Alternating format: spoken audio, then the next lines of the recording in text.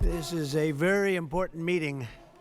We had a lot of important meetings today, but this is a big one because this is really the future of, I think, beyond college sports. This is the future of colleges, because we're looking at numbers that are coming in and the amount of money being spent and lost by otherwise very successful schools is astounding just in a short period of time. It's only going to get worse. So we have to save college sports and save, I believe, colleges. We have to save our Olympic team because so many sports that are in the Olympics will no longer be represented by people that went through college and became competitive, became great at the sport. We won't be anywhere near what we were. I think it's just a very, very important meeting. We have the most important people in college sports and really beyond.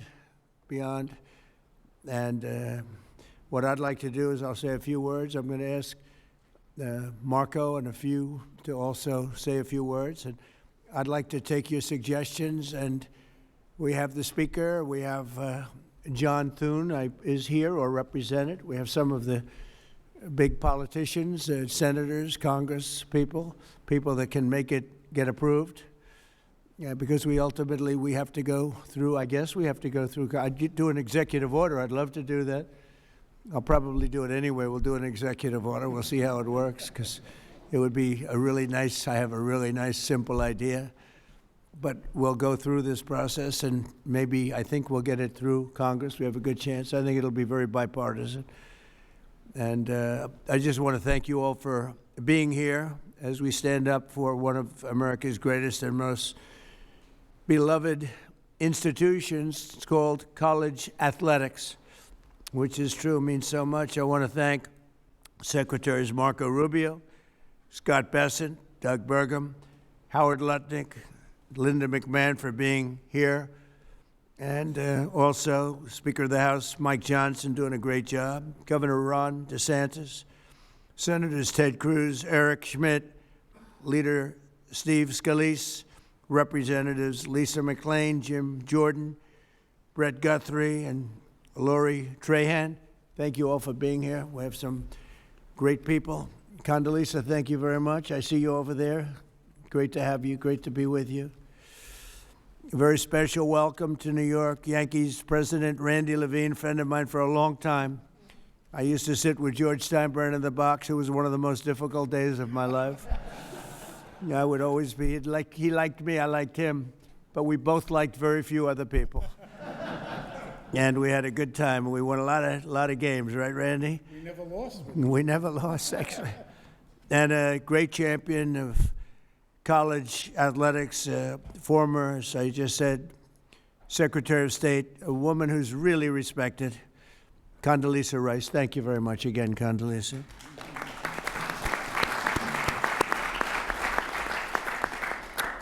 And Ron DeSantis has been working very hard with us, and wherever you may be, Ron, hi, Ron, and has some great ideas and some great coaches that gave him some great ideas. We're gathered today to discuss an important threat to the integrity and culture of college sports, the inability to set rules on eligibility, transfers, name, image, and likeness, and much more than that, in the face of endless lawsuits. And it's what's going on with the legal community is incredible.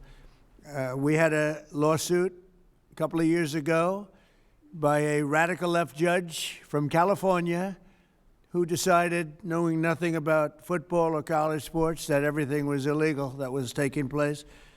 And I don't think it was ever appealed. Nobody can find out if it was appealed or not.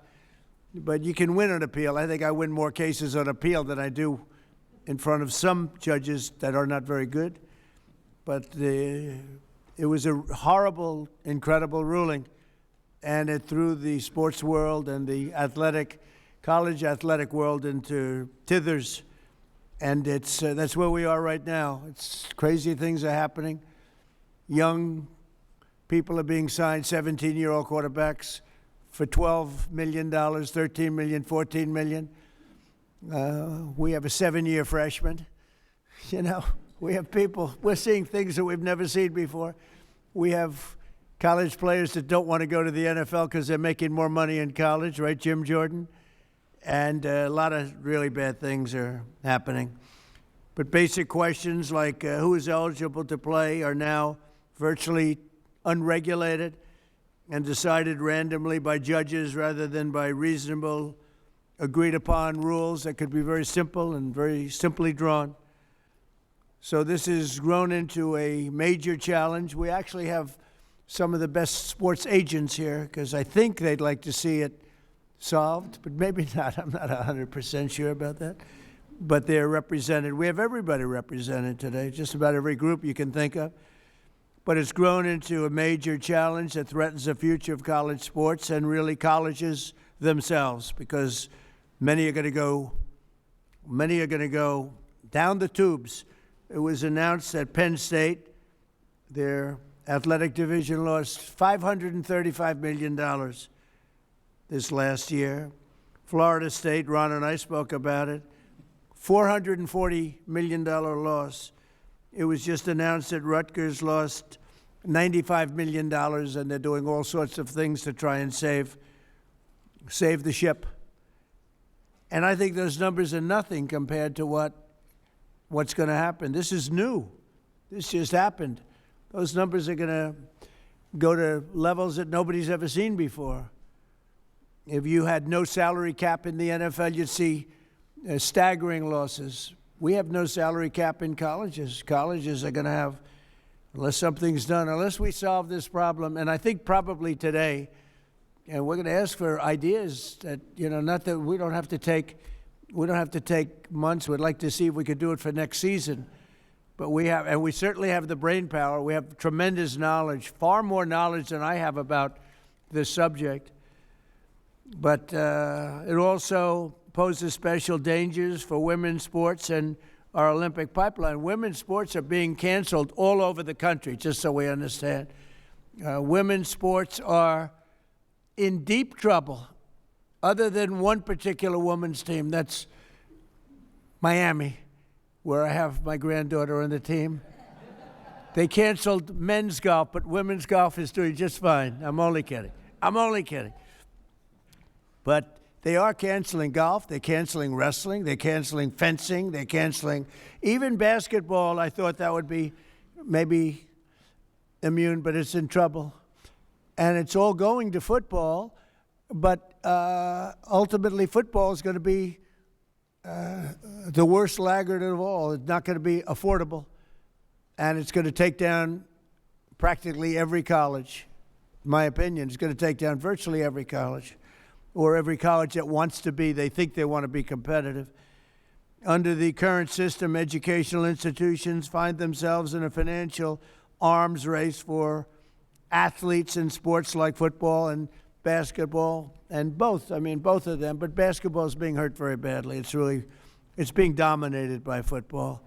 Last July, I signed an executive order to stop destructive pay-for-play schemes that are all over the place and keep college athletics rooted in the traditions that made it great. I thought we had a great system, frankly. I thought we had a system that should have been appealed, and it could have been maybe perfected a little bit. But it took close to 100 years. It was developed over 100 years. And one judge that knew nothing about sports, knew nothing about football, knew nothing about Olympics, knew nothing about anything, just decided everything was unconstitutional. It's crazy. But only Congress now, it looks like, can deliver a permanent fix. So, Speaker, you and John and everybody else, including Democrats that are represented very strongly, we can hopefully get it done. Federal legislation must allow college athletic programs to set common sense rules, simple common sense rules, without endless litigation, and establish a fair name, image, and likeness standard that eliminates the patchwork of conflicting state laws. That's the other problem. All of these colleges, they're all in different states, and all the laws are different. So you got laws that are totally different, some one way, some an entirely different way, while allowing the full spectrum of college athletic programs to thrive. It should thrive. If Congress does not take action fast, it could destroy college sports and destroy the colleges that play these sports. They'll be destroyed. They'll be going bankrupt. Everyone, so many of them. No other nation in the world has built a system that develops champions in classrooms and on the field, producing Olympic heroes, professional legends, and the leaders of tomorrow all at once. I thought the system of scholarships was great. What do I know? But I thought it was great. And just one of those things. I was with Nick Saban the other day, and, you know, his timing is exquisite.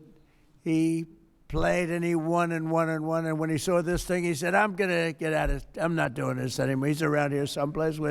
Where's Nick? Where are you, Nick? Right? Now, he doesn't admit this. I said, how come you left he didn't want to go through one season? Because there's no better mind at this than that man. And he looked and he said, what a shame. What a shame. And he's going to speak about it. And I think you have some very constructive ideas, Nick. I think so. No other nation in the world has built a system like this. It's so good, and we've thrown it right out the window. And I'd like to see you go back to something maybe resembling that, and maybe pay for each player. Not such crazy pay, but just pay for each player. With every player, maybe the quarterback and the third string lineman making the same. But you're going to tell us about it. We're going to try and get it passed. Our goal is not to go back to the days where student athletes were never allowed to receive any compensation, although not the worst idea, but I think a lot of people would overrule me on that. But we must pass reforms that protect the cherished American tradition of college athletics for future generations. So I look forward to hearing from a lot of you, and I think a few of you are going to say a few words, and then we'll get to some ideas. And I don't know, maybe by the end of a long session, if we need it, I'm here as long as you need me. They came to me, they said, you're the only one that can do it. I said, oh, thank you very much. I said, really, because I'm president, okay, to be honest. But we have certain abilities, and we'll see if we can get it done. So I'll ask in this order, Marco, you'll say a few words, and then Speaker Johnson, Randy Levine, Nick Saban, Charlie Baker, the Governor Ron DeSantis, and Greg Sankey, Sarah Hirschland, and Pete Bavacqua. And they'll go pretty quickly, and then we'll hear from some of the people. And we may have something come up that's somewhat of a miracle.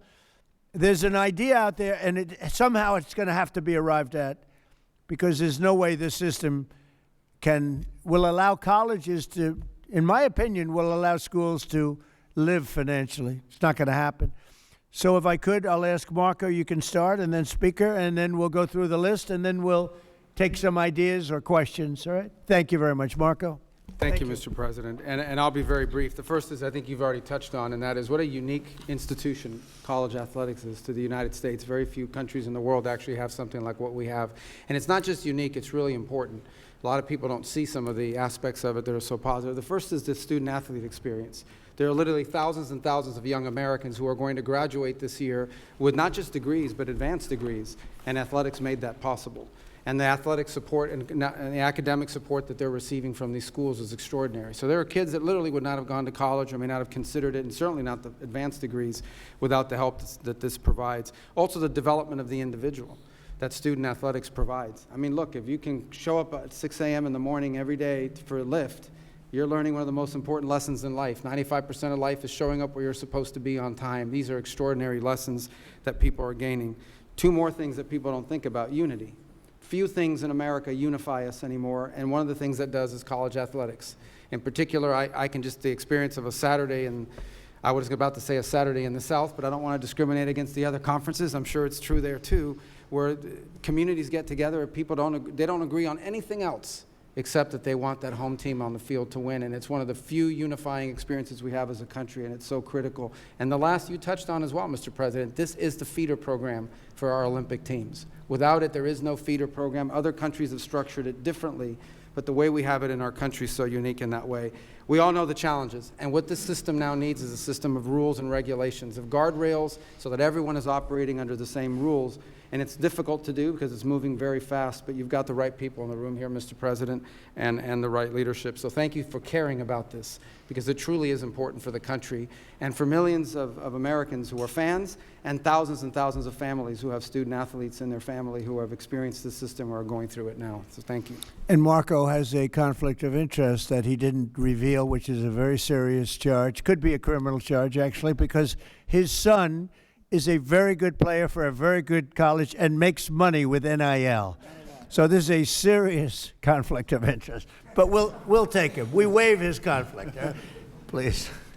Thank you, Mr. President. It's an honor to be here with so many of the all-time greats. It's a treat for us, members of Congress. There's many of them around the table, and they're happy to be working on the issue with you and for you.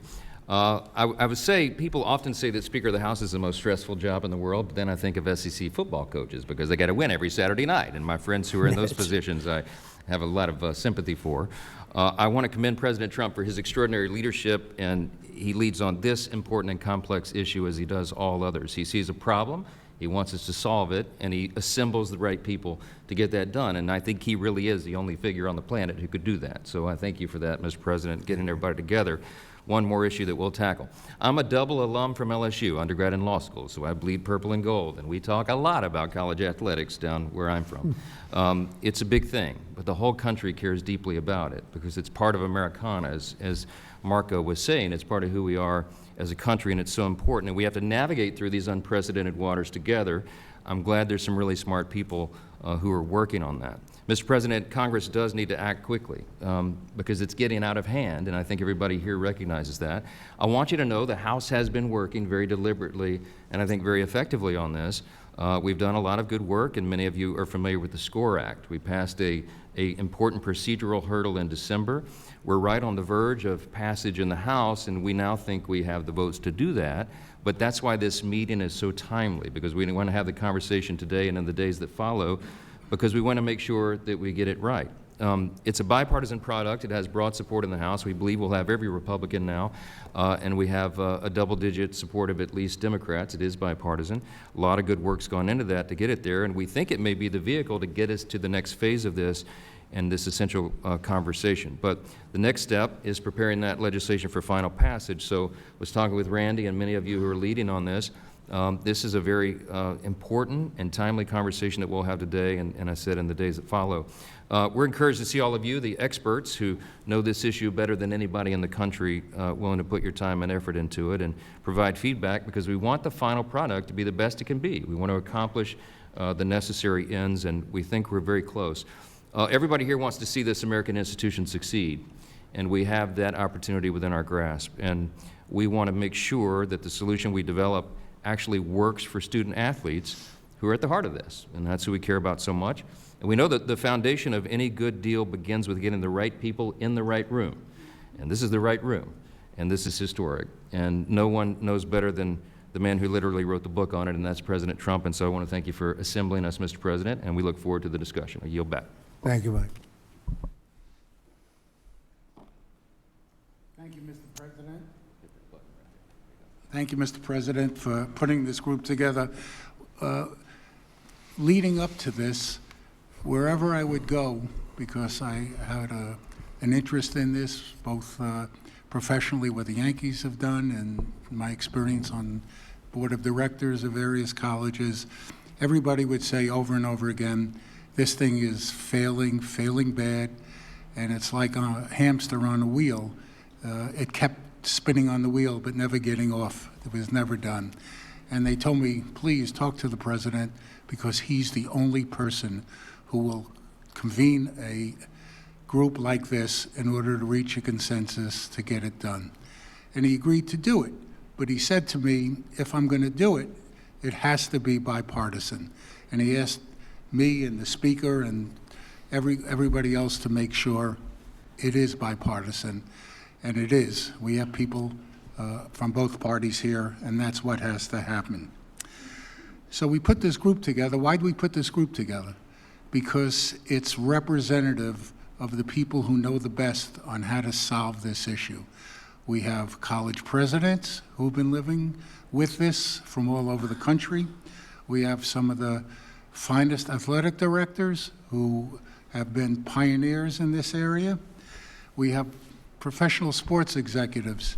Why do we have them in the room? The answer is, as Commissioner Silva would tell you, or Hall of Famer Lou Lamoriello, these issues have been in professional sports for a long time. We have a lot of experience. I negotiated the first revenue sharing agreement in baseball. Caps, revenue sharing, distribution, all of those things are what we live with every single day. So maybe we can share our experience and transport it here as long as it's in the context of college sports. There's one group that is missing, but they won't be missing from the final product, and that's the student athletes themselves. This group, as we move on, you can be assured we'll be talking to the student athletes and all their representatives to make sure their voices is clearly heard. You know, time is of the essence. People have told me they've been to Congress 15, 16, 17 times. One group goes in, the other group goes in, and nothing seems to get done. Time is of the essence. Besides the numbers the president talked about, I heard a story from one of the great professional athletes on the Yankees, one of our great players yesterday. And he went to a great university, and he said to me, "Thank you for doing this, because every day I got asked for more money for NILs, every single day." And what happened is I gave money for an NIL for a quarterback who left the next year. Meanwhile, a friend of mine, daughter is on the rowing team, and she lost her scholarship, and she's an Olympic hopeful, and now she has to pay her own way. That's just not right. It's really not right, and it has to be fixed. So, Mr. President, thank you for bringing this group together. I think they're really, just for discussion, we'll hear from everybody. I think there are really two things to add on to what the speaker said that have to be done. One, there has to be an antitrust exemption, because everyone in the room has to be able to talk to each other, all the conferences, the schools, the presidents, everybody, without getting sued. That includes the kids. They have to be involved in these negotiations, the student athletes. And there has to be an entity that's set up by the people who are going to administer this, run this, that are empowered by the legislation to handle all the issues the president spoke about. And we're all here to support that, to help that. And to make sure that it's just not business as usual. Just an idea I have is maybe that an antitrust exemption lasts for 2 years to make sure that these rules and everything are really being enforced. And if they're not, we go back to square one. It'll give the Congress oversight, give the president oversight, but it's time to move. And Mr. President, I couldn't agree with you more. Thanks to your leadership, we got to move this really, really fast. We have ESPN and Fox here. They're probably the biggest payers in this entire thing, and the fact that they're here and their voice is heard is great. So, Mr. President, only you could pull this off, and we're grateful. Thank you very much. Thank you very much, Randy. And Nick Saban, please. Thank you, Mr. President, for the chance and the opportunity to be here to speak with you today, but I just want everybody to know that I'm just a football coach. I spent my life when we had the ball trying to get a first down, when they had the ball trying to get off the field on third down. So this is an unlikely position for me to be in to speak to such a distinguished group of people. Thank you. But I come here today with a question. What are the guiding principles for the future of college athletics? All athletics. I'm talking about football, basketball, Olympic sports, revenue, non-revenue, it doesn't matter. You know, my goal as a coach for my players, for our players, was to help them be more successful in life, that we would create an atmosphere and environment that would help them through personal development, academic support, 668 degrees in 17 years at Alabama, and help them develop a career as a football player. That was our goal, so that they were creating value in life and we were preparing them for their future past athletics. So what happened? You know, in this current system that we have, that became impossible to do, because people, instead of making decisions about creating value for their future, they were making decisions about how much money could they make at whichever school they could go to or transfer to. So I think we have a challenge here today about the ramifications of this current system on how it helps players be successful in their future, and how we can impact and create a system that will help and preserve the opportunity for student athletes to be able to have success in their future beyond athletics. So we need to develop an effective system of revenue sharing, authentic name, image, and likeness, authentic being you have marketing value, which now we have collectives, which just create opportunities, which just become pay for play. Eligibility issues where we have guys playing 6, 7, and 8 years. So you have 25 and 26-year-old people playing against 18 and 19-year-olds, which is not healthy. Transfer rules, we have over 4,000 people in the portal. Fans don't like it, support groups don't like it. It's not really healthy for players in graduation to transfer several times in your career. You really put yourself in a pickle in terms of your ability to graduate. So I think we need to come up with a system, and we obviously have to do it with the President's leadership and also with Congress probably, whether it's antitrust legislation or whatever it is, to allow student athletes in all sports, including women's and Olympic sports, to enhance their quality of life while going to college, but still provide opportunity to advance themselves beyond their athletic career, which is what the philosophy of college athletics and getting a college education has always been about. And how much does anybody talk about getting an education anymore? Nobody talks about it at all, which is the most important thing any of these student athletes can do in terms of enhancing their future. So thank you very much. Thank you very much, Nick. Charlie Baker? Well, thank you very much, Mr. President. I especially want to thank you for putting me in the lineup after the most legendary college football coach of all time. And I really want to thank you for your interest in this issue and your commitment to it. And I also want to thank you for the work that your administration has done on a number of different issues, working with our team and with many members of the folks who are in this room today.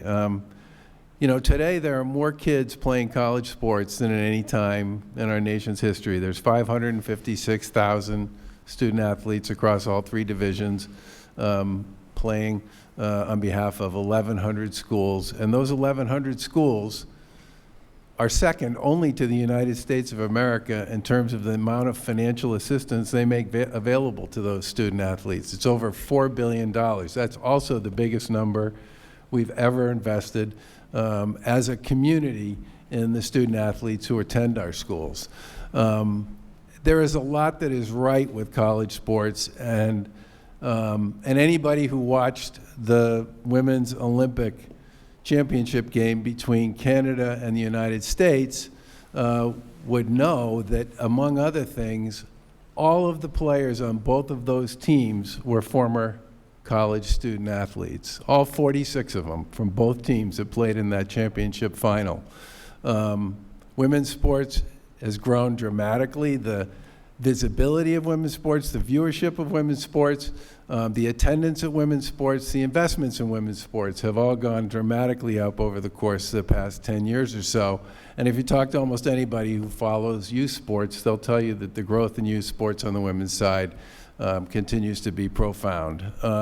But that said, everything everybody has said about the challenges we face at this particular point in time is true. And I want to give a special thanks to Speaker Johnson and to Leader Scalise for the work that they've done, you know, to use a sports analogy, carrying the ball on behalf of the SCORE Act in the House chamber over the course of this year. It deals with the rules issue, it deals with the agents issue, it deals with some of the financial issues, it deals with the equity question, it deals with a wide variety of the issues that are challenging for so many in the college sports space these days. And the final thing I'll just say, we have, I talk to a lot of people who are connected in one way or another to college sports, both in this country and around the world, because they have children who attend college here in the U.S. And over and over and over again, the thing I constantly hear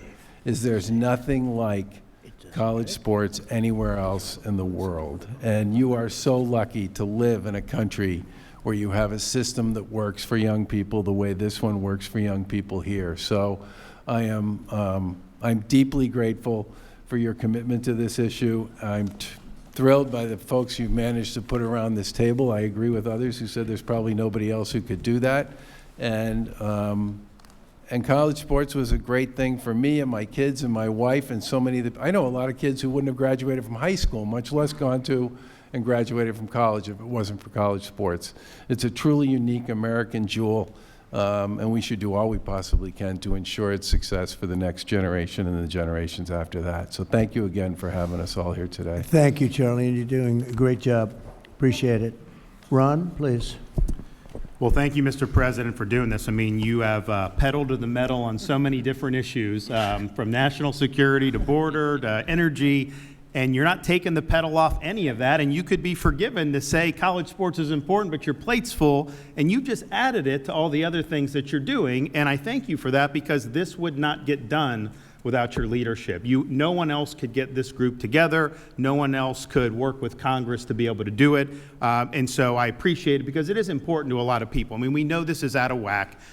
We went from a system where you couldn't give a student athlete anything. They could sell your jersey, you get nothing, to now, quarterback throws for 300 yards and they go see the coach. Hey, I need more money. Give me more money from the club. Okay, I'll transfer. Or they get money and I don't want to play in that bowl game. Sorry, I'm just going to sit out. And I think that that's been bad, certainly for college football and college sports. But let's just be clear, and a lot of the speakers have said, and I speak from being in the South, college football is king. It's not even close. University of Florida is the reigning NCAA basketball national champion. The football team, I think they won 4 games. So guess what? Are the fans happy being the NCAA? Not really. They're mad because football didn't do good. And football has been able to generate so much money over the years that it's subsidized a lot of the other programs, a lot of these non-revenue sports. People have had more and more opportunities. Well, now, with the collectives and how much it's costing football, the costs are going up dramatically, and it is threatening these other sports. And, you know, look, yes, being able to produce Olympians, being able to do that, I think it's really important. But 99% of Division I athletes are not going to make a living at it, and they're not going to play in the Olympics. And I speak as somebody, you know, I was the baseball captain at Yale. Like, if we had NIL there, I probably wasn't going to get a lucrative NIL deal. That's fine. I get it. But, you know, what being a college athlete teaches you, there's a reason why the Naval Academy and in West Point, you have to be an athlete when you go through there, because it teaches you discipline. It teaches you about hard work. It teaches you about competitiveness. It teaches you how to cope with failure. And so a lot of the people, the students in these sports that may not be as glitzy, but are going to be harmed by the current trajectory, these are going to be future leaders of our country in a variety of different endeavors. And so I'm thankful that this is going to get done under President Trump's leadership. This is a bipartisan issue. You know, we are so division on all this different stuff. There is no partisanship about this. We all want our universities and the athletics to succeed. A lot of the speakers have talked about the issues of eligibility. I mean, how do you have there till you're like 25, 18 to 25, and you're still playing? How do you play in the NBA G League and then come back and play in college? How do you get to transfer all these different things? We know those need to be addressed. And obviously the compensation with NIL, I signed one of the first NIL bills, but that was like, if they're making money off you, you get. Now they're doing like perpetual negotiations, even more than pro athletes can do. So I'm confident this is the group to do it. This is the president to do it. And there's going to be a lot of people in our country that are going to be happy when this problem is fixed. Thank you, sir. Thank you, Ron, very much. Very much. Greg? Thank you, Mr. President. Thank you for convening this group. And I also think it's important to point out, you've been to Tuscaloosa a few times for great football games, a couple national championships, and I think the power of your presence around college sports is an important factor in this conversation. I had a knock on the door of my residence hall in 1983 by my baseball coach. I was a bad catcher at Laterno College. That's why I'm here today, because he taught me some lessons that had I not been in that situation, I never would have learned. I've spent 2 of the last 3 weeks with our student athlete leadership councils, and I asked them, what would you say in a room like this that people need to hear, and that there are two things that they wanted me to communicate. One is, when I line up at kickoff, at tip-off, or I put my cleats in the starting blocks at a track and field meet, I want to know the other people in other uniforms from other teams and other states and other campuses are held to the same standards and the same rules to which I am being held. They also want to know that they're being supported from a physical and a mental well-being standpoint. Part of that is their concerns about sports gambling and the pressures that are emerging upon them. I think the themes that have been communicated here, rather than go through my notes, are worth restating. This is a bipartisan, I would argue a nonpartisan issue. This is a circumstance where among the four conferences, the ACC, Big 12, Big 10, and SEC, over $2.3 billion was spent in FY24 to support Olympic sports. And in Paris, 219 US medalists went through the college sports system, 89 of those being gold medalists. In college sports, we move young people from adolescence to adulthood through education, through becoming part of a community, which they otherwise would have not experienced, and the opportunity to build a legacy. In the current environment, each of those elements is interrupted. Transferring 4 or 5, I have a basketball player in my league on a 6th campus, does not provide educational achievement opportunities like we should demand. Being part of a community when you transfer that much doesn't happen, and building a legacy is overrun by the next name, image, and likeness opportunity. I appreciate what's been done in the House and the SCORE Act. Speaker Johnson, I once lived in Natchitoches, Louisiana, a place you represent. Leader Scalise, your work, I know Congressman Roy has been part of those conversations and others in this room, and it is bipartisan, but we need to bring more people in. And we have work to accomplish in the Senate. We cannot go on longer in this circumstance. And this is not about revenue. This is about structures and national standards for eligibility, for transfers, for medical care and mental wellness care, for transparency and accountability around name, image, and likeness activity. We'll fracture more if we fail to act. That's why the appreciation, Mr. President, for the gathering is most sincere, because I want to see our women's sports thrive. In the Southeastern Conference, we currently have 10 national championships. 2/3 of those are in women's sports. We didn't achieve that mountaintop in football this year. We'll keep working on that. We want our Olympians to go through our pools and our track and fields and our volleyball courts. And we want young men who aspire to be in the NBA or the NFL to be educated, to mature, and to grow as they seek that achievement. We ought to be focused on making college sports great yet again, and I look forward to being a part of this conversation moving forward. Thank you, Greg, very much. Sarah Hirschland, please. Thank you. Good afternoon, everyone. Let me start by saying thank you, President Trump, and your whole administration for your continued support of both Team USA and the Olympic and Paralympic Games. I'm proud to be here today to represent Team USA, and I will say it is no surprise to anyone in this room that we are the greatest sporting nation in the world. Team USA is the most successful team in history, with more Olympic medals than any other nation.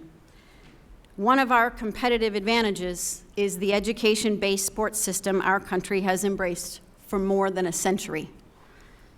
America's colleges and universities built a world-class athletic system that develops the whole athlete, academically and competitively. This system is the envy of the world, as we heard Charlie say. It has also been the backbone of Team USA for generations. The results speak for themselves. You heard Greg reference some, and I'll just expand. The athletes from just the Paris Games represented 231 different college institutions and 71 conferences. 90 different schools were represented by our medalists from just the Paris Games alone. This success does not happen by accident. It is directly impacted by the broad-based, sustained investment in sport on campus. You've heard that referenced. This is not something we can take for granted. To say that our country should be grateful to colleges and universities and their athletic programs is an understatement. And while the United States has topped the gold medal table in 8 of the last 10 summer games, I am here to tell you the margin is narrowing. Around the world, nations are investing aggressively in sport, building centralized training systems, expanding funding, and prioritizing athlete development in new ways. That growing global competition comes at a moment when U.S. colleges must increase their investments in football to stay competitive. The economic pressures are unsustainable. We've heard this several times, and we know that Olympic sport budgets inevitably rise to the top as the first to be cut. And in some cases, women's sport, but it's also men's sport, may be eliminated. We must keep our eye on both. We know what happens when those investments are reduced or disappear. It hinders the future pipeline of Team USA, but frankly, it threatens the future health of sport in our country. We cannot wait for the economic pressure to create this crisis. We stand here today, Team USA, in solidarity and partnership with the collegiate sports community to encourage Congress to pass legislation that stabilizes the foundation of sport on campus and ensures a healthy and robust ecosystem for student athletes across a wide array of Olympic sports and football, which is kind of coming to the Olympics. Let me conclude by assuring you that American athletes are ready for this global challenge. In fact, we welcome it. But the pursuit of excellence deserves a system that continues to invest in them. Thank you, Mr. President, and to our congressional leaders, to the college administrators, and to the many representatives across the sports industry who are here today. We value your commitment to sport, and we welcome your partnership. Thank you, Mr. President. Thank you very much, Sarah. And we'll conclude with our little early speeches, but we'll hear everybody that wants to. If you have an idea, if you don't have any ideas, maybe you don't bother, okay? But if you have something good, and maybe what we're talking about with the SCORE Act, it seems to have a lot of support, but we'll talk about that. Pete Bavacqua, please. Hey, Mr. President, thank you. Thanks for having us all here, and a special thanks on behalf of Notre Dame for your kind words about Coach Holtz. I know he was a dear friend of yours, so we appreciate that. And this meeting is important. It's timely. I think everybody around this table knows that we need help to straighten this out. We need the help of Congress. In this post-House world of NIL and compensation, we're finding ourselves in a situation where college football, particularly men's basketball, women's basketball, but particularly college football, I don't think it's any secret that people understand that so many of the decisions around college sports are driven almost solely by college football. And college football is certainly important to Notre Dame. We make no secret about that. But it's become a runaway financial train. And if it continues to be that way, even the healthiest of universities are going to have to make incredibly difficult decisions that are going to impact women's sports and Olympic sports. There's simply no way around that. So we need regulations. We need regulations, we need financial transparency, and we need repercussions. People's feet need to be held to the fire. And I talked to Coach Saban before we entered into this room, and we were talking about the transfer portal. And Greg mentioned it as well, but when you have young men and women going to 3 schools in 3 years, 4 schools in 4 years, the student athlete, and they're student athletes, they're not just athletes, and we're forgetting the academic part, we're forgetting the student part. And if you're going to 4 schools in 4 years to make a few more $100,000 on each stop, where when you're 21, 20 years old, you think all your financial troubles have gone away, you're going to find at the end of that college experience, you're not going to have an academic degree. That money that you thought you could rely on for the rest of your life is going to be absent by the time you're 23 or 24, and you're going to have the rest of your life, you're going to find yourself in a very difficult position. So we have to talk about financial transparency, and we have to restate the importance of the student-athlete experience. We can't forget that, because the percentage of people that can go on and play in the NBA, the WNBA, the NFL is extremely low. And it's the importance of that academic degree that you get throughout your student-athlete experience that's going to serve you so well for the rest of your life. And quite frankly, I think if we can agree on regulations with real repercussions, and we go down the road of a free market enterprise where college football continues to be a runaway train financially, I think there's got to be a commitment that if you're going to spend X on college football and Y on men's basketball and Z on women's basketball, you should be required to pay some sort of percentage of that to reinvest into your own Olympic movement within your universities. So I think this meeting, as I said, is important. I think we're coming to a point where we're going to be at no return if we don't get our act together and try to speak with one voice and solve this. So thanks again, Mr. President. Thank you very much, Pete. So maybe we have to start with a base, because I'd like to say the base should be what we had before, which worked so well for so many years with scholarships. When I heard Charlie say the kind of numbers that was paid in the form mostly of scholarships, that was pretty impressive. But maybe we can't go back. Maybe we have to go forward. And what's happened is sitting here with Jim and some of the people that are talking about the SCORE Act, maybe that should be the base, and maybe we should work off that. But if anybody has any ideas, I'm just noticing all of the divisions, all of the people that have supported it, including the NCAA, the 31 Division I conferences, 23 Division II, 22 Division III, all HBCU conferences. I mean, a lot of, and a lot more than that. So maybe that can be a base. That's the SCORE Act, which I know it's been, Mike has worked on it long and hard. We have a great guy, Jim Jordan, right here. He was a great athlete. He was virtually undefeated in college wrestling, virtually. I don't know. There was probably one bad night, I think, Jim, right? But he was some great athlete, some great wrestler, and that sport is being, torn apart by what's happening right here. Well, it sure helped when you came last year, Mr. President. Sure helped when you were at the NCAA championship last year. Right.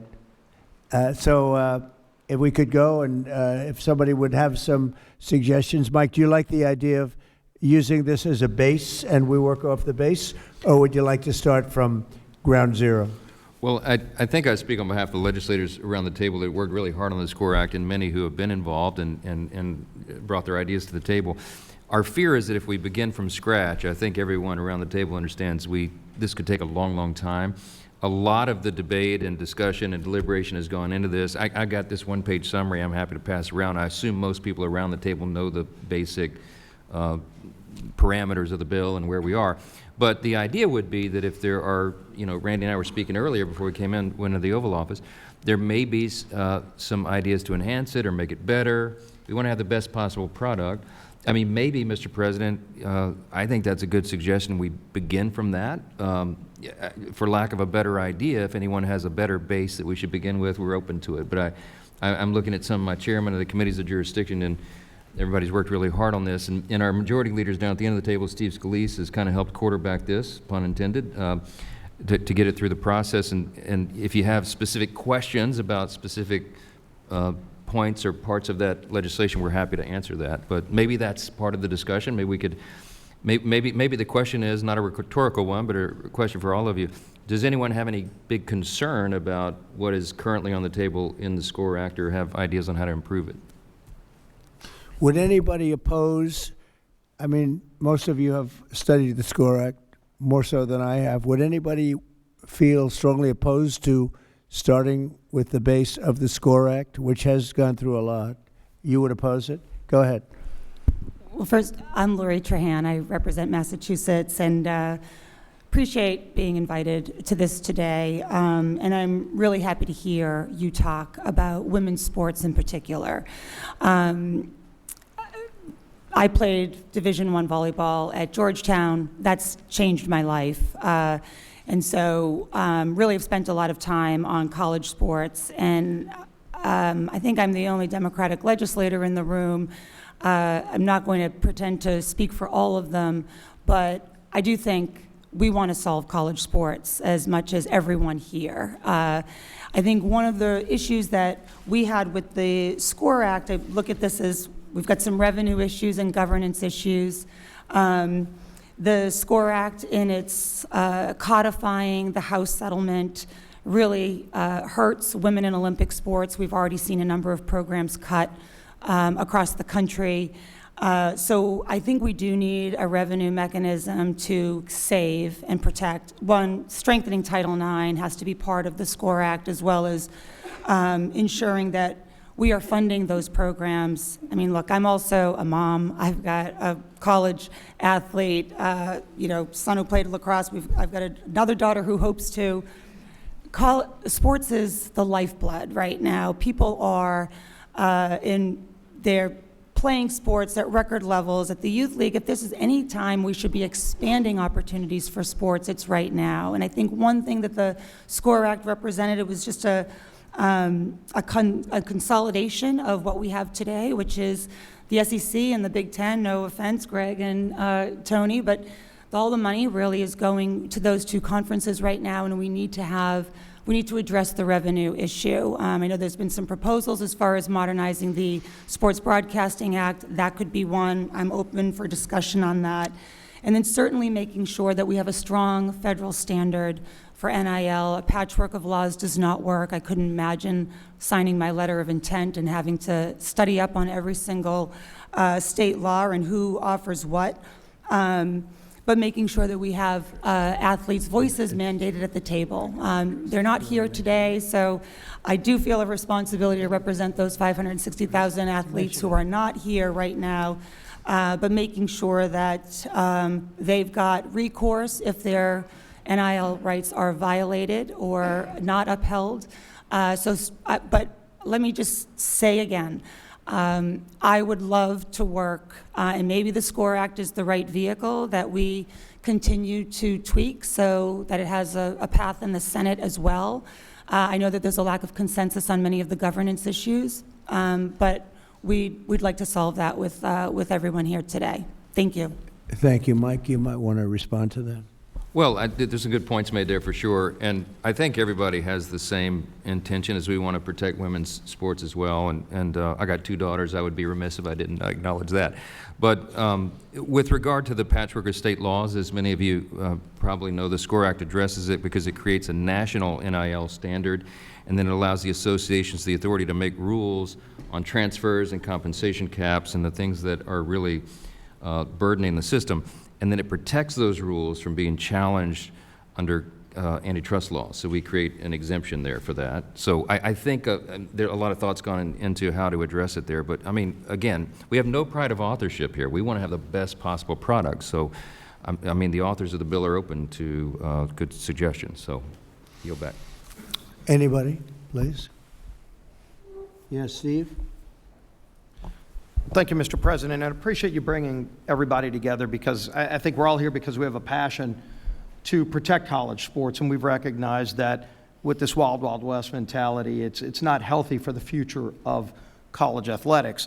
And so bringing structure back and really bringing the ability for the schools to govern themselves again is what our intention was from the very beginning. We started this a few years ago. I remember Coach Saban came to my office and others, and we started listening to the people that are there at the schools dealing with the problem as payment of students became legal, which happened through legal arguments that, Mr. President, you talked about, some of these lawsuits that ultimately broke down the framework that Charlie Baker and others were able to use to police college athletics. That's gone now.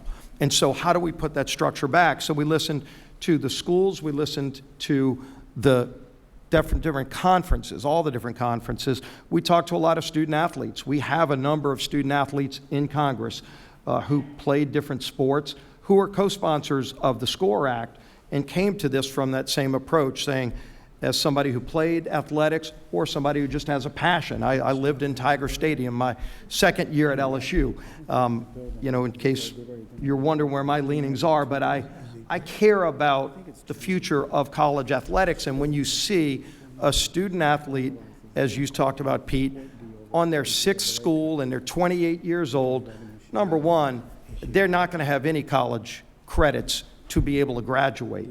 And the idea of being able to get a degree for the 99% who aren't going to play professional sports is just going to be lost. And how can you reestablish that? So we started putting some things together. We have the antitrust protections in this bill.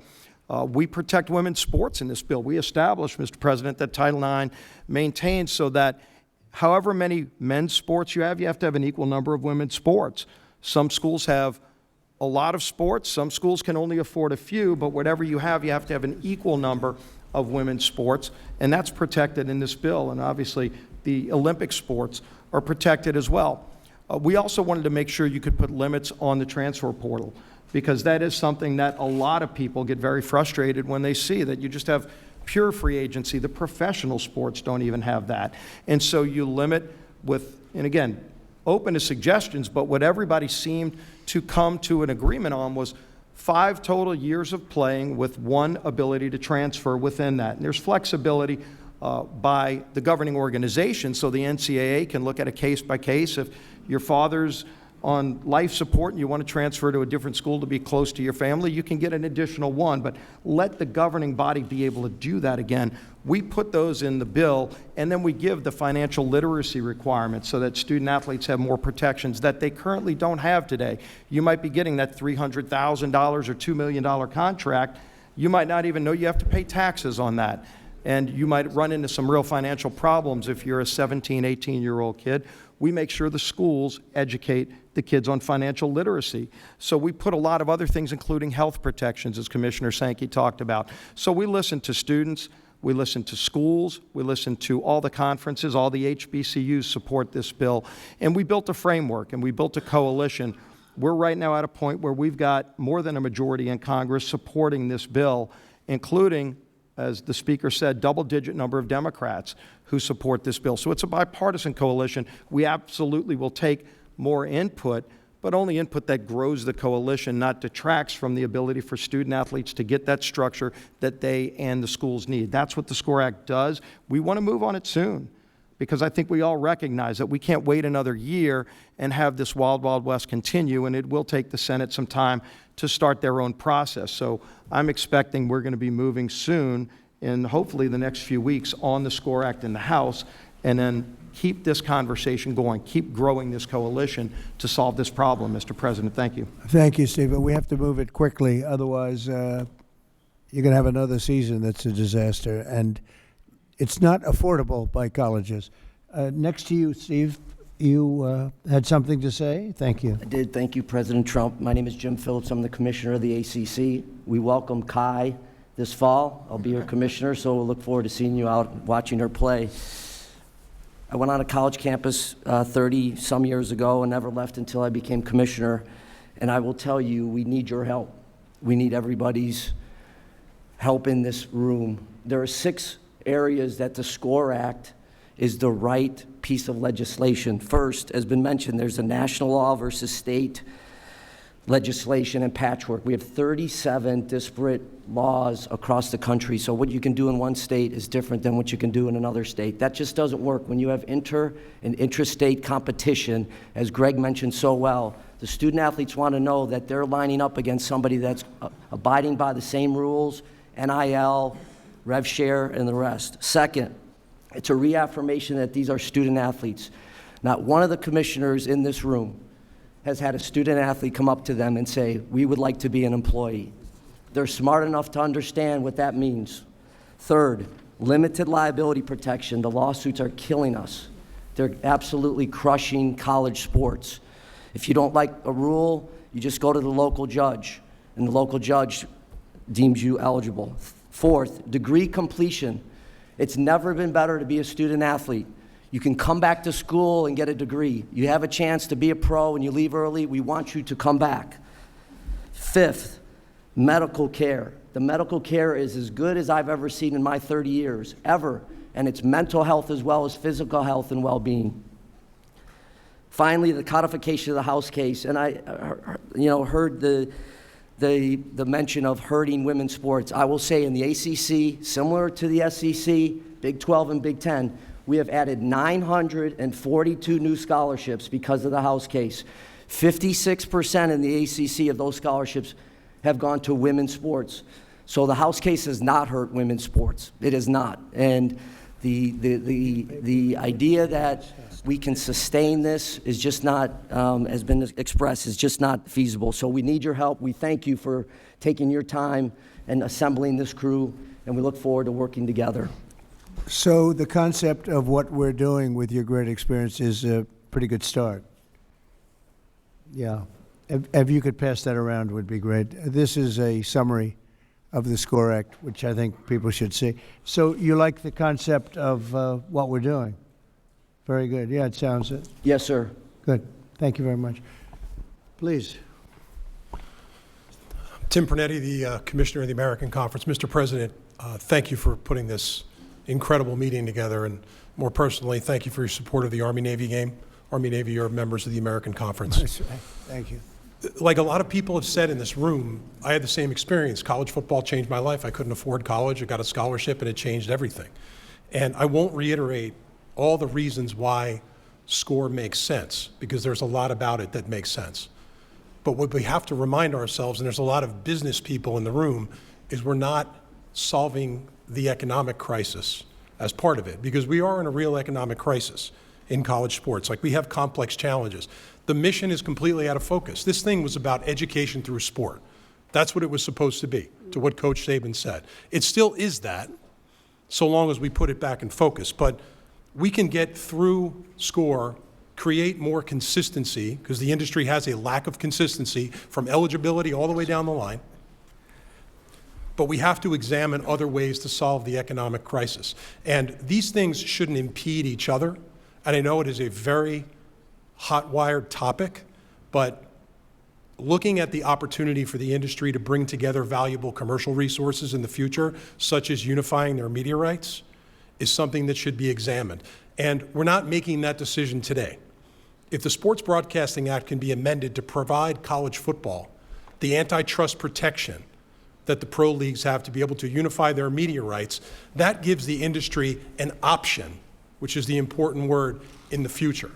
And that's really what the industry will need. This is an expense problem, but there are revenue paths that we haven't ventured down yet. The reality of all this is going to take bold steps.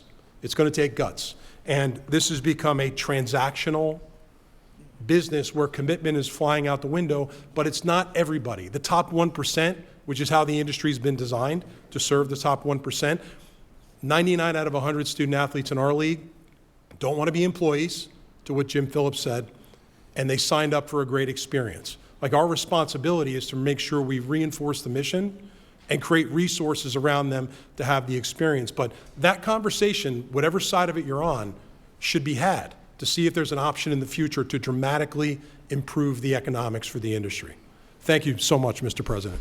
Well, thank you, and thank you for mentioning the Army-Navy game, because as you know, I signed an executive order to protect that time slot so that during that, from like 3 o'clock to 6 o'clock or 6:30, I guess, we protect that space, that airspace, so nobody can play a football game, and we have the Army-Navy game protected, because the kind of money that's being thrown around, they were a little bit concerned that the Army-Navy game, as great as it is, may not do so well. I think it would actually do pretty well, but we protected the time spot anyway, so that during that little period of time, it won't have any of this competition where lots of money's being thrown around. I think it was a worthwhile protection, because it really is it is a very special time and a special, very special game. So thank you very much. Great job. Anybody else around? Mr. President, could I just, before Yes, we go, you're given a handout that just has a quick summary, bullet points of the composition of the SCORE Act for those that aren't familiar with it. And let me just apologize. I think NIL has been abused, and my staff put my name and image on the top of it really big. And it's sort of ironic, not intended. Sorry about that. You didn't get paid for it. I didn't get paid anything for it. Yeah, yield back. Anybody else, please? Cody, please. Yes, sir. Mr. President, I would like to express my gratitude for your involvement and interest in all of this, and especially personally the opportunity to be involved in helping to find the solution, because college sports, as many have said, changed my life, made me a better businessman, a better husband, better father, and made me better at life in general. This is a complex issue. It's multifaceted. There are a lot of different perspectives on how it should be solved. There are a lot of different agendas that are represented in this room. And the SCORE Act is a good start. It gives us a place that we can build on. But as we move into the Senate, the political dynamics are going to change, and many of the agendas that are represented in this room and outside of this room are going to come into conflict with one another. The reality is nobody's going to get everything that they want. If we're going to come to a solution on this, we have to find a place where we're all sort of equally unhappy, so to speak. That's just like any other business deal. And I think what's key is that we are all willing to come to the table and compromise and work together, recognize that the small schools are important, the big schools are important, women's sports are important, Olympic sports are important. It's not just about big-time college football. And so that may require you twisting some arms along the way to make sure that people work together and are willing to give a little bit and understand that this whole ecosystem of college sports belongs to all of us. It's a national treasure. It's a public trust, as I've heard Clay Travis say before, and I think it's very accurate. And so it belongs to all the American people, and all the American people should share in it. And so I would just encourage everyone here, and I think that might even be a commitment that you could ask everyone to make, is that they will work together, they will compromise, come to the table, and be constructive. So, Cody, I know you have worked very hard on this, and frankly, you've been working on it long and hard, maybe harder than anybody else. I've heard your name mentioned more than anybody. Could you use this as a base, and we all get together, maybe as a smaller group, and ultimately report back to the larger group and come up with something? Do you think this is a good base? Yes, sir. I think it's certainly a good base, and it's a great starting point. Again, the dynamics will be different in the Senate, and we'll have to build on it from there. And again, a lot of these tougher issues are going to come to the surface once we get there. But absolutely, we should convene a smaller group that can work on those things and work on the compromises that need to be made to be able to have a bill that can get 60 votes in the Senate. Is there any way we could go back to the old system, which I thought was fantastic, and do something with some compensation for the players and simplify things so that you'd go back to a scholarship system plus some compensation, more minimal, but a lot for a player? I mean, for the most part, they would consider it to be a lot, whether it was $75,000 or $50,000 or maybe more than that. But you go back to that wonderful system that I thought we had until this judge decided to just throw everything out the window. And it's been worked at for years and years, and it was finally honed. And then all of a sudden we're sitting in this crazy neverland where colleges are losing hundreds of millions of dollars, and in many cases not even putting out competitive teams. It's incredible. Is there any way that can work? Coach, we were together, and you had some pretty strong ideas. How would you feel about that? As a coach, well, first of all, thanks for having us. And Thank you, Coach. I speak on behalf of so many of my former colleagues that I visit them now, and they're a mess. I don't see coaches sticking around longer. The coaches are getting paid very well, so they leave and enjoy their life, because what they're dealing with is the loss of a locker room. You take away team, and our country's in trouble. My two girls played college volleyball, and one of the greatest interviews I've ever witnessed is she's at Georgia Tech and said, I learned so much more on the volleyball court than I ever learned in any classroom, which I agree with. So I actually think it's a simple fix. And it's not simple unless we get antitrust protection, because the NCAA, when I was growing up in the profession, if you violated a rule, that was a problem. You'd lose your job. And that was made very clear. Throughout litigation and other issues, the NCAA has become, they don't have subpoena power, and every time they make a decision, they get litigated. And I get it. I mean, I witness it, and as a result, and we know this from some of the policies you put in place, rules without enforcement equals chaos. You don't need new rules. We got plenty of rules. Enforce them. So if we get antitrust, then you now will not get litigated. And I would eliminate, the only thing I dislike about the SCORE Act is that, and Coach Saban and I have visited about this, Mac Brown and I have visited about this, get rid of the collectives. That's cheating. When donors, so everyone understands what a collective is, donors put money in a pot, it's distributed to players through the coach and the general manager according to your talent level. That's not allowed. You're not supposed to do that. That's called pay for play. So there's a revenue share that the universities get through their television contracts, and I know it goes up every year. That's their only financial, that's the only thing they're allowed to do for their student athletes. They can distribute that however they want. That's still pay for play. But any NIL conversations, which NIL, I think we all got to quit calling it that. It's not name and likeness. These players are getting paid millions of dollars in some of the stories I hear, and they're posting on Instagram for twice, and then they're getting paid $1.5 million. So the NIL, to me, NIL in its purest form is America. It's called capitalism. If you can make money on your name, you should have a right to do that. If you're a gymnast, a volleyball player, a swimmer, a football player, and a car dealership wants to work with you legally in the business world, do it. That's what NIL should be. That's not what it is. So you get rid of the collective, becomes an illegal entity. There's no such thing. That even to this day, that makes my skin curl when I hear a collective.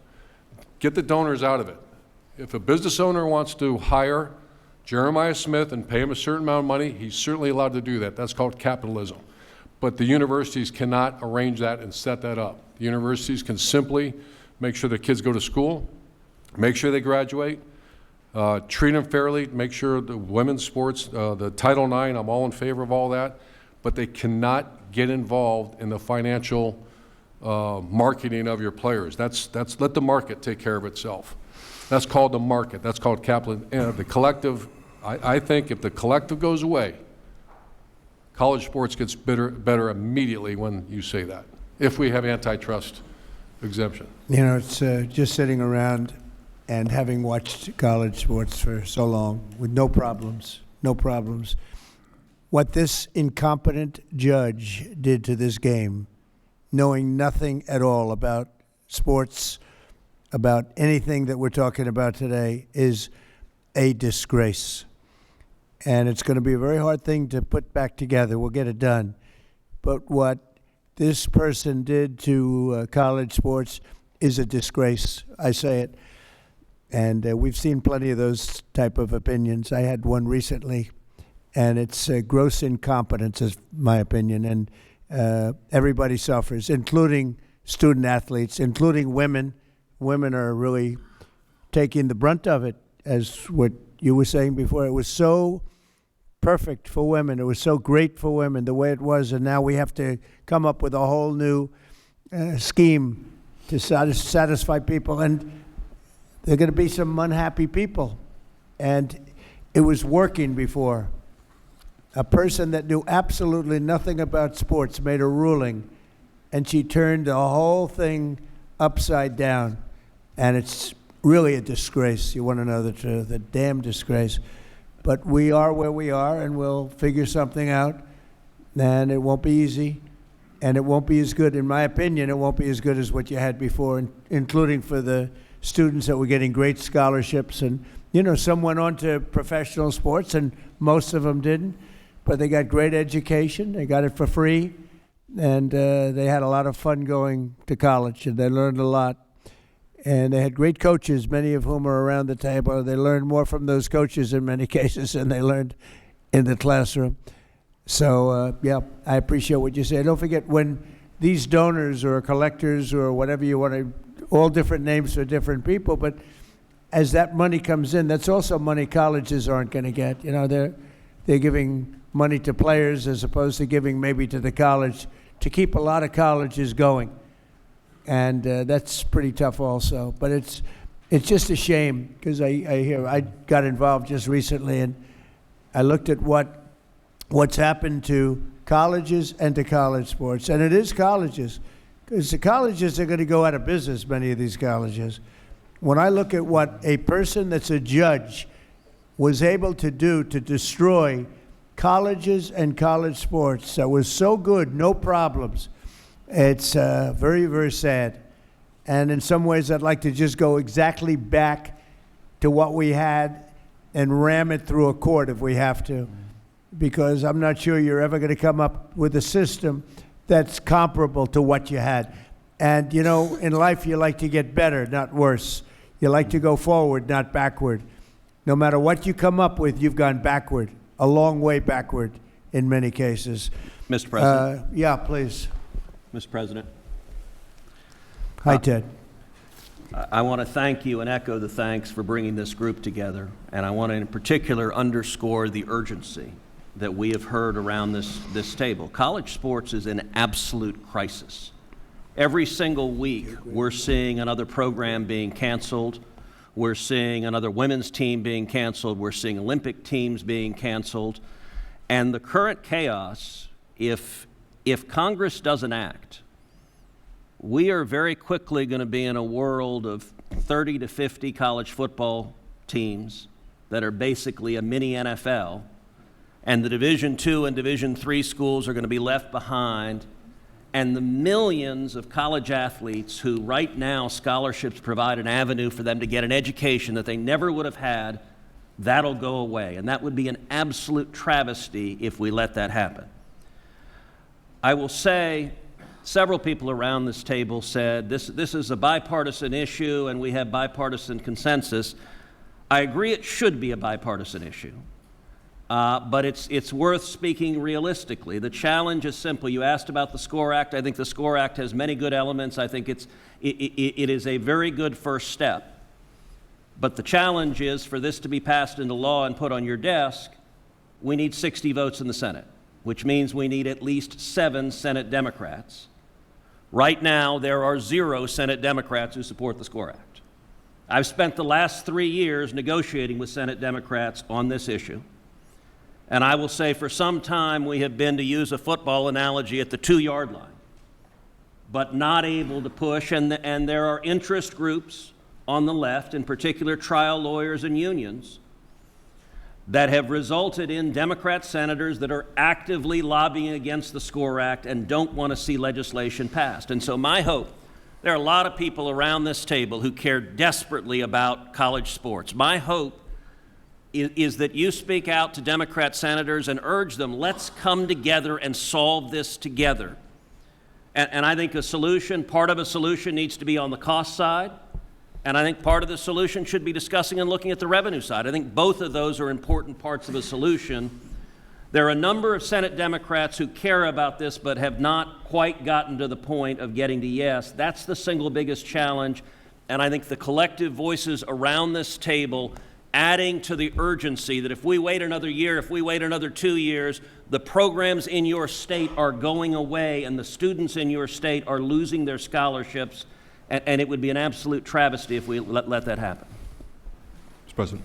Thank you, and I want to underscore that sense of urgency on the Senate side. I do think there's a growing number of senators that do understand that if we're here a year from now, we're in a much worse place. If we're here 2 years from now, college sports looks entirely different, and it would be a disaster. So I do think that growing sense of urgency is important. I appreciate you convening this. You have unique credibility on this, not just being president, but we've spent time at the Super Bowl, watching the Super Bowl, playing golf. You love sports. You have credibility on it. You care about it, and I think that authenticity matters for the leadership that we need. I do think that if we're serious about this, the antitrust exemption matters for the governance side, but I think the revenue side is inextricably linked to the success of this. If you are losing money on a football, and I'm from Missouri, we love, we're in the SEC. If you're losing money on your football program, you're not going to be able to subsidize the women's sports and the Olympic sports. So I do think that we can come together. I am hopeful and optimistic by the people who are represented in this room, and as we move forward, that we can find a solution. We have to.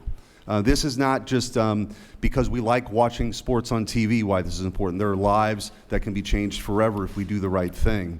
And I think that you've got the right people in the room, and I think you're the right guy to lead this effort, and we're here to support those efforts in the Senate. Could I ask Charlie Baker? Charlie, do you think we could come back to a solution or get a solution that was as good as what we had before, or almost as good as what we had before, or maybe better? I don't think better, but maybe. Would you say that's possible, Charlie? You're in the position to be able to tell maybe better than anybody else. Well, first of all, I appreciate the question because it's at the end of the day the one we all care about the most, which is can we create a system going forward that's better than the one we have now? And I think the focus people, the thing about the SCORE Act that everybody needs to remember here is it's a comprehensive piece of legislation that deals with a whole series of things that I think everybody would agree are a problem. The discussion, the place where the discussion gets a little more complicated is the issue about the cost and the revenue side and the implications of those two issues. And if I were to say to this group, where's the place to go, it would probably be there. And do I think if you could get that resolved, you could create something that most people would view as better than what we had before? I think you'd certainly be heading in that direction. The big thing we all have to remember here is that the way it was before, and I'm almost 70, so I remember those days quite well. Sports and media played a completely different role in our society than the one they play now. And the money piece in particular is got to be part of the conversation, and that's got to involve the student athletes. And your point, Mr. President, about coming up with a more structured way of dealing with that, I think is a good one, but that's got to be part of the dialogue for the same reason that the revenue piece has to be part of the dialogue as well. So much money was paid to students in the form of scholarships. What was the exact number that you said, Charlie, before? $4.1 billion last year. $4.1 billion was paid to the students in the form of scholarships, and everybody was happy. Everybody was happy. And now you got yourself a mess. And I think you should just go back to where you have and let some judge tell you can't do it, and you appeal it up and you win at some point, because I think what you had was a great system, $4.1 billion. Everybody was happy. Now you have a thing that you're never going to, you have a jigsaw puzzle that's not going to be put back together. And colleges are going to go out of business. And I think you go back and the players that got the $12 million, a 17-year-old quarterback that got $12 million, one got $14 million. I hear they're negotiating one at $18 million, they don't know if he's got an accurate arm, but he's got a strong arm, coach. Accuracy counts too. They have no idea. They're going to give him $18 million. And you know what? Those guys that already signed contracts, you know what? Call that the lotto. They hit the jackpot. Let them have their money. You can't do anything about it. But I'd like to see, and I tell you, I just don't think it's right that a judge is allowed, that knows nothing, is allowed to destroy college sports and colleges. And I'd like to see you go back to where you were, enhance it a little bit through some compensation, and let them take you to court, because no matter what you do, you're going to be sued. You can do 100, you could give everybody everything, and you're going to end up back in court, and you'll probably have a judge that doesn't know a damn thing, and it's a mess. It's a mess. And I don't know whether or not that decision was appealed. Was that decision ever appealed? Does anyone know? Because I heard it was not appealed.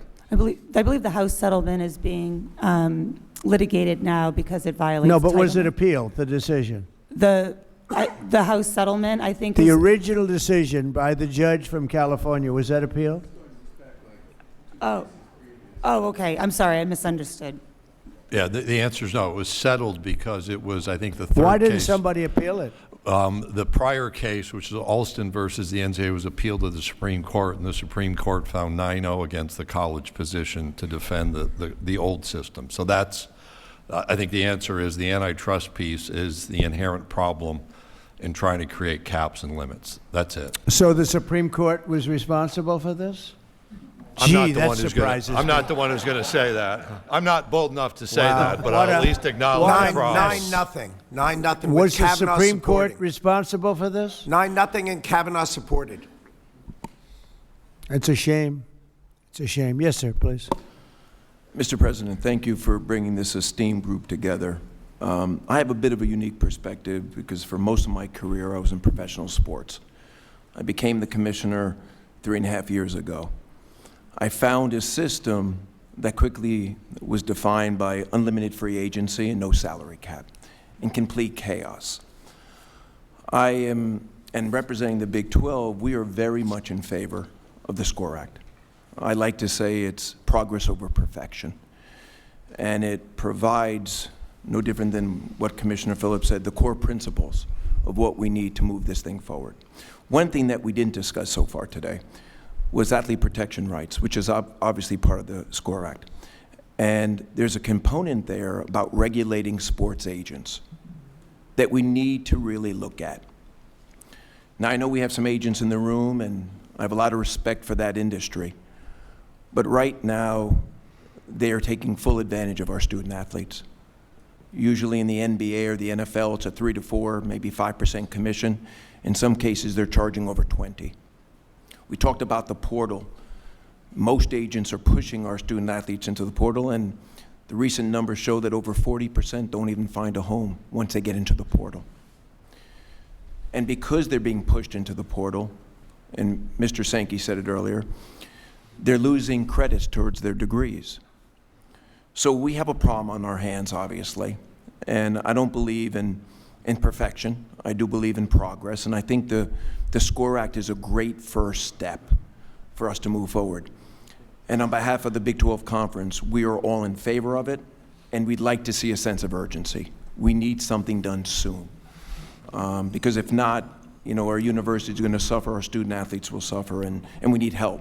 So we appreciate you bringing us together today. Well, it's an honor to do it. I just hate to see what you're going through. I hate to see what's happening to our country, essentially, because this is our country. This is the youth of our country, and it's a terrible thing that's happening because, you know, these crazy payments that are being made colleges are not going to be able to help themselves. Just like the NFL owners would not be able to help themselves if they didn't have a cap. But you have a much bigger problem than a cap. And you have a complexity problem. And you have a problem where women are being thrown out of sports, like at levels never seen before. And you're going to have other things that come up that nobody's even thinking about right now. And you're not going to be able to solve these problems. You're just not going to be able to solve these problems. You know, Ted said something before that the Democrats, I think Eric was alluding to it, but you have a lot of Democrats in the Senate that I hear are opposed to almost anything. So if you do, and I have to deal with these people all the time, okay? You saw them the other night. They wouldn't stand up for a soldier that was a great hero and got the Congressional Medal of Honor. They sat there. They wouldn't stand up. They wouldn't even smile. They wouldn't clap. For a woman that lost her daughter whose throat was slashed, they wouldn't stand up. They sat and they didn't stand up. They didn't do anything. And we have to deal with these people. But, Ted, you said that there are 7 Democrats that will not vote yes. Eric, you know the situation better than almost anybody in the room, except maybe me. I have to deal with it even more than you. But, you know, if you've got all these hardline Democrats that want to see everything fail, it's a problem. You know for a fact these people would vote no? What we need at least 7 who will get to yes, because that's how we get to 60. Right. Right now, the SCORE Act has 0. Yeah. So I'm glad I'm the not House is moving surprised. it, and they've got some Democrats in the House. That's beneficial, and I think when the House passes it, that momentum is helpful. And there are a number of Senate Democrats. I mean, I've spent literally thousands of hours negotiating with my Democrat colleagues, and there are a number who want to address it, but it is their political leadership that is telling them to stop. And so what has got to happen is the folks in each of the states need to say to your elected Democrats, if you don't act, we're going to lose what is so extraordinary about college sports. And it needs to be something that is in the middle that's a compromise. Ted, you've already lost it. You've already lost it. Colleges are losing $400-500 million. And they haven't even started yet. So you've already lost it in the true sense. And you've lost something else. It's like, it's ugly what's happened to sports in college. Before it was beautiful. It was a beautiful thing. And now it's very ugly. It's become very ugly. And I think you're right. You're going to have people that will never vote for anything, no matter what you agree. You could agree to everything that's perfect, and they will never vote. And I'm not doing this I'm doing this as a practical person. No matter what you agree to, you have people in the Senate and in the House that will never vote for it, even if it's good for our country, even if it's great for the player, great for the college, and great for our country. And they will still vote no. Because they're cuckoo. They've got problems. Maybe it's problems at home, Cody, but they have problems. So that gives us problems. And I think what I'm going to do is I'm going to sit down with some of the people in this room, like Urban, like Coach, a very fine coach, Nick, who won a lot. He won a lot. How many? 6 national championships? You could have done better. You had a couple of games. Did you win 7? What did you, 6? 7. 7. All right, so I think he qualifies, right? But I'd like to sit down with some of the very talented people in this room, and we'll pick them out. If you'd like to volunteer. And I'd like to sign an executive order that I'll write myself based on common sense. And it'll be something that people will be sort of happy about. Some will be sort of happy. Others will be sort of happy. And maybe that's a good thing. There'll be a few people that won't like anything. But I'd like to write an executive order based on some of the very great talent in this room. And we will be sued, and we'll go before a court. And maybe we'll have a judge that's realistic, reasonable, and wants to do a favor for the country, because that's the only way this is going to be solved. So I'm going to sit down, and I'm going to write an executive order based on many of the statements made today, many of the statements I've been hearing over the last year about what a disaster this is for colleges, for the players, for the families, ruining everything. And we're going to do a very well thought out executive order. A lot of you are going to be involved in that. All of you, anybody that would like to, just let me know. And that'll be placed before the courts, and hopefully a judge who's a real judge, a compassionate judge, and a judge with common sense will get it approved. And maybe it won't, and maybe it won't hold up. Maybe they'll say you can't do an executive order, in which case you say, welcome to the court system of this country, which has gone totally out of control, and maybe not. But that's the only way you're going to get this done. So I'm going to write an executive order, and the executive order is going to be based on great common sense, and it's going to let colleges survive and players survive and let a lot of people be very, very happy. And let's see if we can get it through the court system, which we might not be able to do, in which case I guess we'll have to meet again, and we'll probably be through the same system. Look, if this doesn't work, colleges are going to be destroyed. Women's sports are going to be destroyed first, before anything, before anybody, before anything. Women's sports are already being cut in every college. The first thing they're cutting, which is very unfair, is women's sports. And then they're cutting lesser sports. Sports that are very good sports, great sports, are being cut. And you're going to be left with football, and the football is going to lose so much money that the colleges are all going to go bankrupt, all because of a bad number of decisions made by courts, including, I guess, the Supreme Court. If you say it was a bad decision in the Supreme Court, I think the Supreme Court ought to be ashamed of itself for a lot of reasons, okay? A lot of reasons. I got to live with these people, and I say this, and they'll only vote bad, and I couldn't care less at this point. They have hurt this country so badly because they haven't had the guts to do what's right. So, and I can tell you about other things too, not just this. So we're going to do an executive order, and I think it's going to be an executive order that the people in this room and the students and the colleges will be proud of. Whether or not it holds up in court, I can't tell you that. But you're not going to get it through the Senate. And you're probably not going to get anything through the House because you have a bunch of lunatics that you have to deal with, Mike, and better you than me. Go ahead. Well, I applaud the effort for an executive order, and I think everybody around the table is grateful for that. Might I suggest, Mr. President, that while you're using the Article 2 authority, that we still work in the lane of Article 1. The playbook has to be wider than that, I think. And so what I would suggest, and humbly before everyone here, is that we take, I think almost everyone around the table we've heard today believes that at least the SCORE Act is a base to work from. Can we still continue to try to work through that? We do have some Democrat support, and as was said, we've got some fine points to get to. Would love to work with you on it. Okay, and what I think is, and what I was hopeful for, is that the leaders around this table, representing such a broad array of interests and groups around the country and both parties, that the influence, collective influence of I hate the word collective, Coach Meyer, I'm sorry, I keep saying but the influence of all the people around this table could help us get some of those critical, Democrat votes in the Senate. And I don't think we should or could abandon that effort. We try it. I'm an optimist. I think you go both ways. Yes. Let me do an executive order. You go ahead and play games with these people. Okay. Okay? We'll give it the quarterback effort. How Give about it a that? shot. Okay. And maybe the fact that we do the one helps you get the votes in the other. Okay? Right. Does that sound okay, Randy?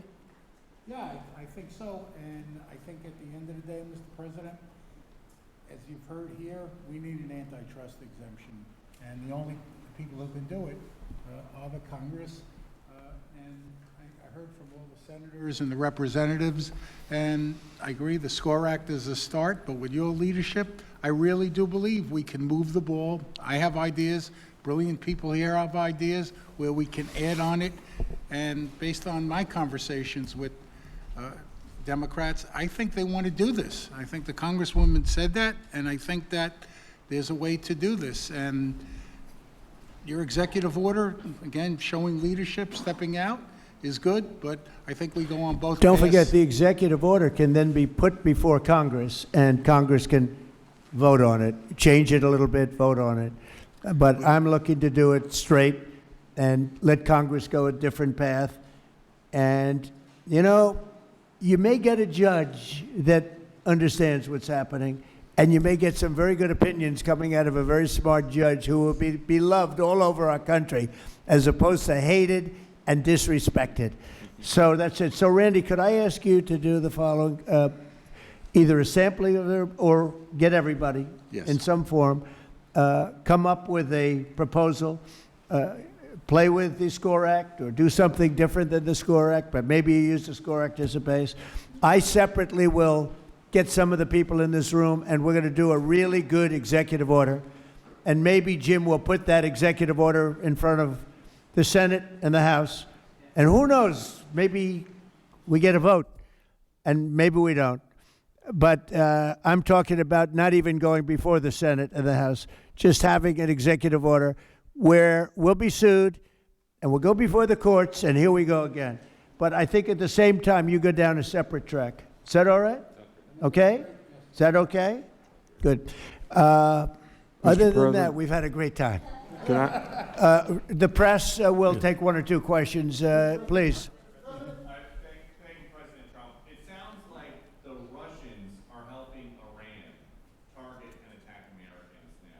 That's an easy problem compared to what we're doing here.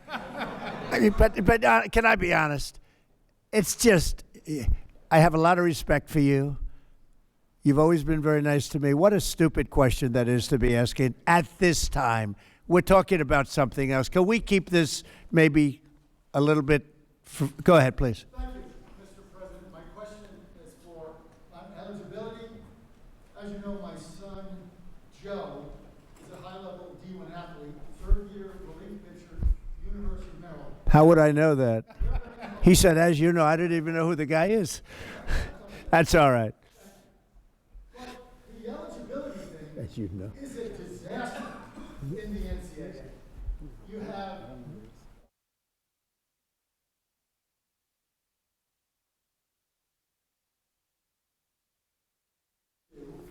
division, the second division, D2, is passing a blanket 5-year eligibility without medical, without redshirt, just a 5-year eligibility.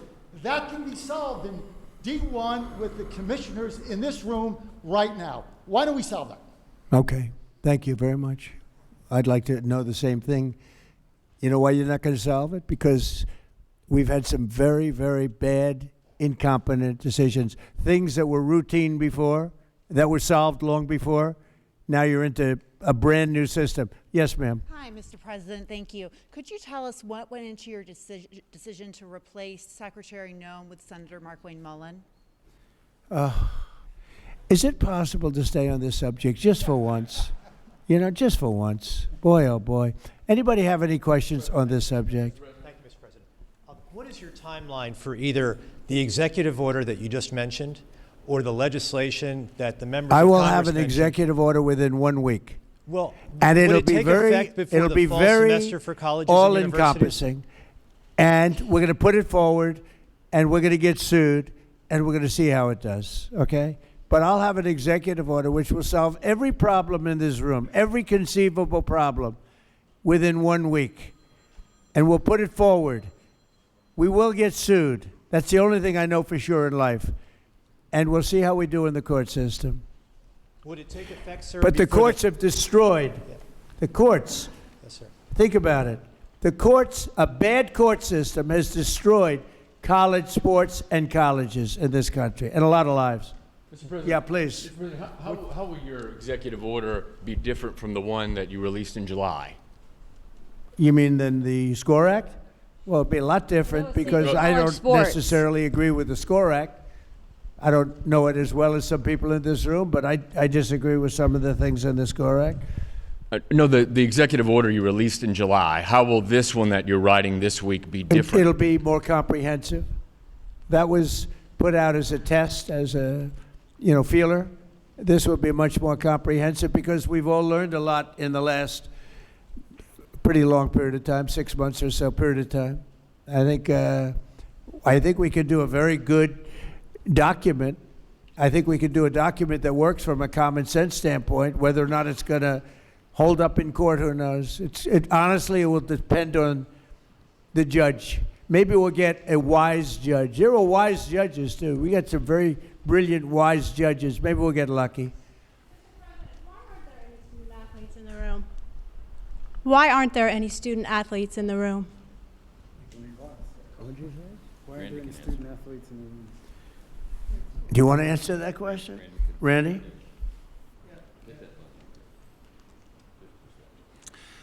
We've made it clear, and I thought I said it before, that we have agents here. There are a lot of student-athlete groups. There's a limited room here, and after this meeting, we intend to talk to all of the interested student-athlete groups to get their input, because this can't be done without them. But at the end of the day, we had to kick this off and start it. This is the beginning. This isn't the end. I've talked to a lot of people who represent student-athletes, and there are certain interest groups that I'm sure would have liked to be here, but they'll have their opportunity. They're very well represented. You know why? Because people like Nick Saban and Urban Myers and some of the people, all the people that I know in the room, and the people probably that I don't know, they all care very much about the student athlete, more so than they care about themselves. So I think they're really here in that sense. They're represented very well. Peter, I'll give you one more chance because that was a bad question you asked before. Go ahead. We've already got a lot of sound bites leave him in the about lurch the like sports. Can I ask one off topic? On topic. On topic. Okay. Which is unusual for you. Go ahead. Thank you. What is motivating you to do this right now? Because there is a lot of other stuff going on in the world. Right. That's right. There's a lot. We're doing by the way, in Iran, we're doing very well. Somebody said, how would you score it from 0 to 10? I said, I'd give it a 12 to a 15. Their army is gone. They're just about, look, their navy is gone. Their communications are gone. Their leaders are gone. 2 sets of their leaders are gone. They're down to their 3rd set. Their air force is wiped out entirely. Think of it. They have 32 ships. All 32 are at the bottom of the ocean. Other than that, they're doing very well, Coach. Very well. We're doing, our military is doing phenomenally. That's the big thing for this week. We seem to have a new thing every week, but the situation with a very bad and very sick group of leaders who were killing a lot of people. A lot of our people were being killed. They were being maimed. They were being destroyed with their bombs all over the place, planted in roads, and we call them the roadside bombs, walking around without legs, without arms, face blasted, killed many, many people. And we had a choice. We could take it and go on like that for years or do something about it, and we did something about it. And people are very impressed with our military, and they admire our military with what happened in Venezuela and what's happening now, what's happened with the B-2 bombers before this, where they took out the nuclear capability or potential of Iran. I think we're right now we're a country that's more respected than we've ever been respected before. I saw what was happening with college sports, and it doesn't sound very important compared to what's happening in Iran and other places, but it is very important to me. And if I can get it done, I'll get it done. Through a bad system, it's a bad system. Through a bad legal system, you want to know the truth, we have a situation that is almost unsolvable. And we'll see if we can solve it. And, you know, Peter, the fact is we're talking about colleges that are going to go out of business by many, many colleges are going to be out of business. This isn't just about student athletes. This is about our whole educational system is going to go out of business because of this. So I understand what you're saying in terms of the level of importance, but to me this is very important. Very, very important. Thank you. Okay, thank you all very much. Thank you.